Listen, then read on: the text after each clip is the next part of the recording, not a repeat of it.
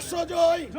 আমরা চাই প্রত্যেকটা ঘরে যেন এখানে যারা আছেন আমি চাই আমরা চাই এরকম হাফেজ আনাস যে মক্কা শরীফে যেখানে কোরআন নাজিল হয়েছে ওই নাজিল হওয়া দেশে মসজিদে হারামের ভিতরে সে 1 নম্বর হয়েছে কোরআন তেলাওয়াতে পুরো পৃথিবীর মধ্যে আলহামদুলিল্লাহ। এটি কোনো সাধারণ কথা নয়। আমরা চাই এই দেশের মেধাবীরা তাদের যোগ্য অধিকারটুকু পাক। সে যেভাবে পুরো পৃথিবীর মধ্যে বাংলাদেশকে তুলে ধরেছে তার যে মেধা রয়েছে আমরা চাই সরকারি ভাবে যেন তাকে তার মেধার মূল্যায়ন করা হয়।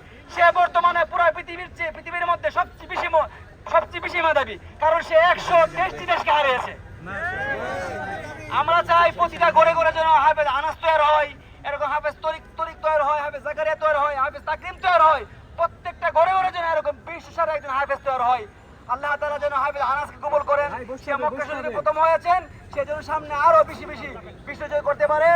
আর যারা বন্যার্ত এলাকায় গিয়েছেন আলহামদুলিল্লাহ, আমরা খুব শীঘ্রই যাব। যদি কেউ আমাদের সাথে যাইতে চান ইনশাআল্লাহ আমরাও যাব, আপনারা আমাদের সাথে যেতে পারবেন। হাফেজ আনাস নিয়ত করেছে, সে 65 লক্ষ টাকা পেয়েছে পুরস্কার, 65 লক্ষ টাকা পেয়েছে। সে তার এই পুরস্কারের টাকার একটা অংশ সে বন্যার্তদের জন্য সে দান করবে। সে বলেছে আমি প্রথম যে আবু সাইদ যে শহীদ হয়েছে আমি দেখি নাই, আমি ফেসবুকে দেখেছি গুলি করেছে, আমি তার কবরের পাশে গিয়ে দোয়া করতে চাই। তার কবরের পাশে যার কারণে আজকে এই দেশ স্বাধীন হয়েছে সে আবু সাইদের কবরের পাশে গিয়ে আমি কোরআন তেলাওয়াত করব, তার জন্য দোয়া করব, আল্লাহ যেন তাকে জান্নাতের সুউচ্চ মাকাম দান করে। আমাদের জাতি অনেক ঐক্য হয়েছে আলহামদুলিল্লাহ।